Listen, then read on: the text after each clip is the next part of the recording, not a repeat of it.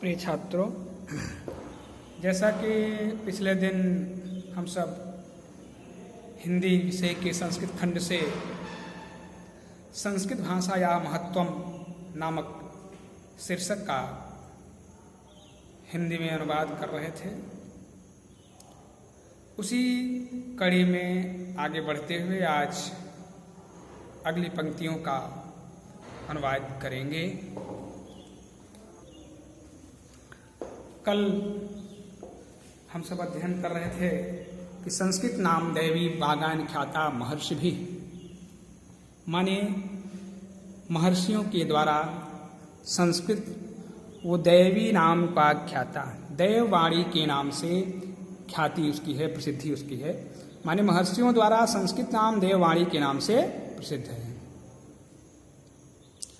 आज आगे इसको देखेंगे। संस्कृतस्य साहित्यम सरसम व्याकरणश्च सुनिश्चितम तस्य गद्ये पद्ये च लालित्यम भावबोध सामर्थ्यम अद्वितीयम श्रुति माधुर्यम च वर्तते। किं बहुना चरित्र निर्माणार्थम यादृशी सत्प्रेरणा संस्कृत वाङ्मयं ददाति न तादृशं किंचित अन्यत्। मूलभूतानां मानवीय गुणानां यादृशी विवेचना संस्कृत साहित्ये वर्तते न अन्यत्र तादृशी। दया, दानं, शौचम, औदार्यम, अनुसूया, क्षमा अन्ये च अनेके गुणाः अस्य साहित्यस्य अनुशीलनेन संजायन्ते। संस्कृतस्य साहित्यम सरसम, माने संस्कृत का साहित्य सरस है। सरस यानी कोमल है, रसयुक्त है यानी कोमल है। व्याकरण च सुनिश्चितम, और व्याकरण सुनिश्चित है। तस्य गद्ये पद्ये च लालित्यम, उसके गद्य और पद्य में लालित्य है, कला है। भावबोध सामर्थ्यम, भावों को व्यक्त करने का सामर्थ्य है, शक्ति है। अद्वितीयम श्रुति माधुर्यम च वर्तते, और सुनने में मधुरता अद्वितीय है। अद्वितीय माने उसके समान कोई दूसरा नहीं है। किम बहुना, बहुत क्या कहूँ। चरित्र निर्माणार्थम यादृशी सत्प्रेरणा संस्कृत वाङ्मयं ददाति न तादृशीं किंचित अन्यत्।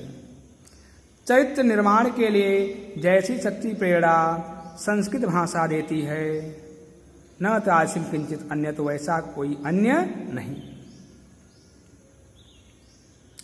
मूलभूतानां मानवीय गुणानां यादृशी विवेचना संस्कृत साहित्ये वर्तते न अन्यत्र तादृशी।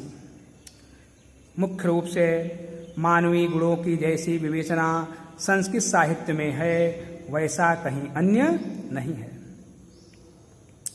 दया, दान, शौचम, औदार्यम, अनुसूया, क्षमा अन्ये च अनेके गुणाः अस्य साहित्यस्य अनुशीलनेन संजायन्ते। दया, दान, शौचम यानी पवित्रता, औदार्यम यानी उदारता, अनुसूया यानी ईर्ष्या न करना, क्षमा और अन्य अनेक गुण इस साहित्य के अध्ययन करने से उत्पन्न होते हैं। एक बात पुनः देखेंगे। संस्कृतस्य साहित्यम सरसम, संस्कृत का साहित्य सरस है, कोमल है। व्याकरण च सुनिश्चितम, और व्याकरण सुनिश्चित है। तस्य गद्ये पद्ये च लालित्यम, उसके गद्य और पद्य में लालित्य है, कला है। भावबोध सामर्थ्यम, भावों को बोध करने का, व्यक्त करने का सामर्थ्य है। अद्वितीयम श्रुति माधुर्यम च वर्तते, और सुनने में मधुरता अद्वितीय है। किम बहुना, बहुत क्या कहूँ। चरित्र निर्माणार्थम यादृशी सत्प्रेरणा संस्कृत वाङ्मयं ददाति, चरित्र निर्माण के लिए जैसी सच्ची प्रेरणा संस्कृत भाषा देती है, न तादृशं किंचित अन्यत, वैसा कोई अन्य नहीं। मूलभूतानां मानवीय गुणानां यादृशी विवेचना संस्कृत साहित्ये वर्तते न अन्यत तादृशी। मूलभूत माने मुख्य रूप से मानवीय गुणों की जैसी विवेचना संस्कृत साहित्य में है, न अन्यत्र तादृशी, वैसा कहीं अन्य नहीं है। दया, दानम, शौचम, औदार्यम, अनुसूया, क्षमा, अन्ये च अनेके गुणाः अस्य साहित्यस्य अनुशीलनेन संजायन्ते। दया, दान, शौचम यानी पवित्रता, औदार्यम यानी उदारता, अनुसूया यानी ईर्ष्या न करना, क्षमा और अन्य च यानी और अन्य अनेक गुण अस्य साहित्यस्य अनुशीलनेन संजायन्ते। इस साहित्य के अनुशीलन करने पर, अध्ययन करने पर उत्पन्न हो जाते हैं।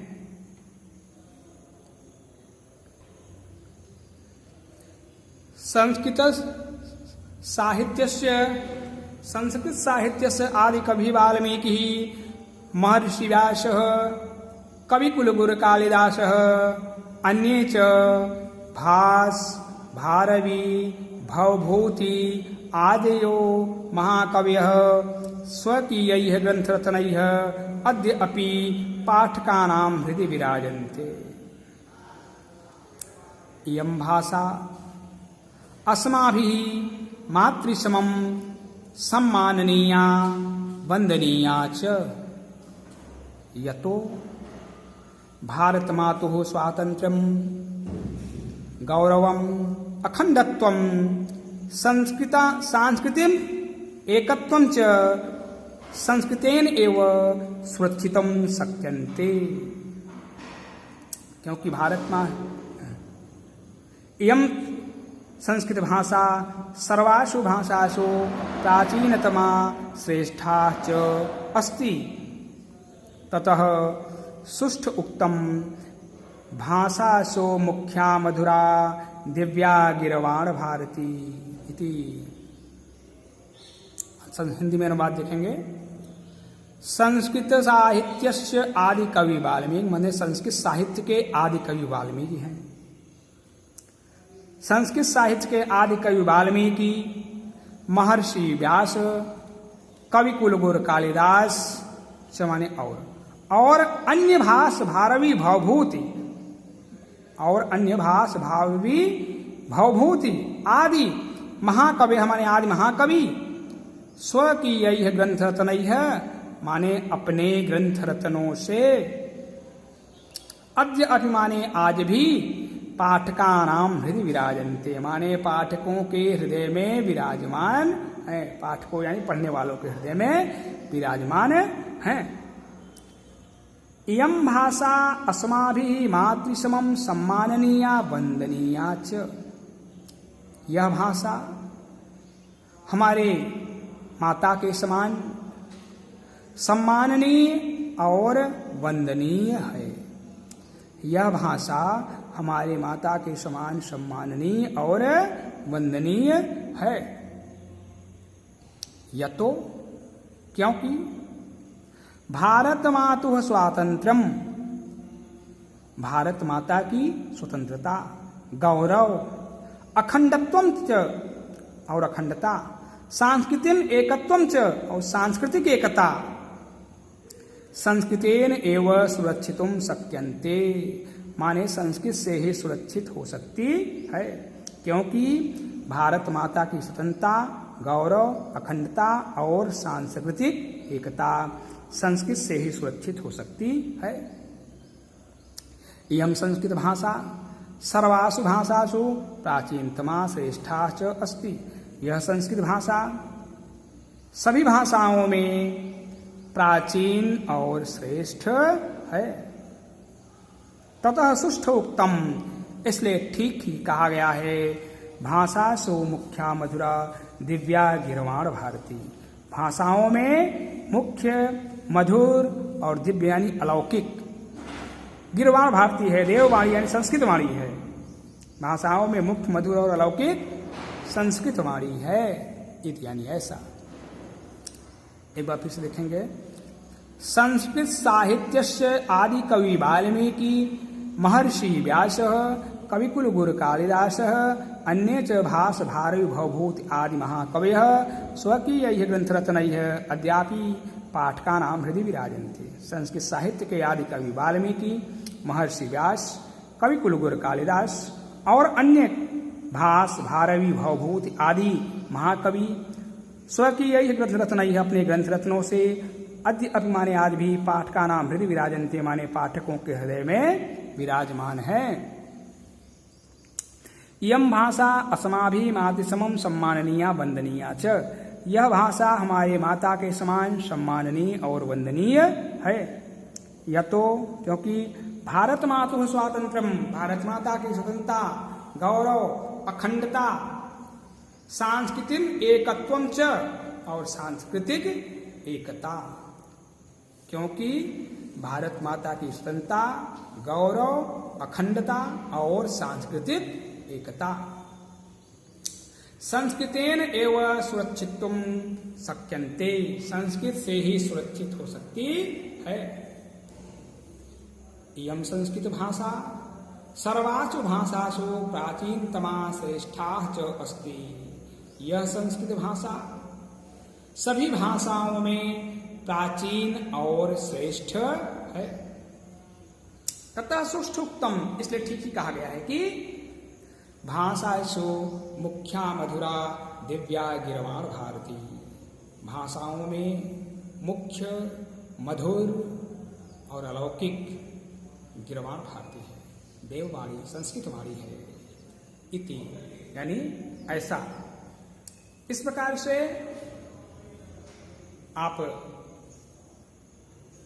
संस्कृत खंड से संस्कृत भाषा या महत्वम नामक शीर्षक का अध्ययन कर रहे थे। इसका हिंदी में अनुवाद किया गया। अब अगले दिन अगले शीर्षक का अध्ययन करेंगे।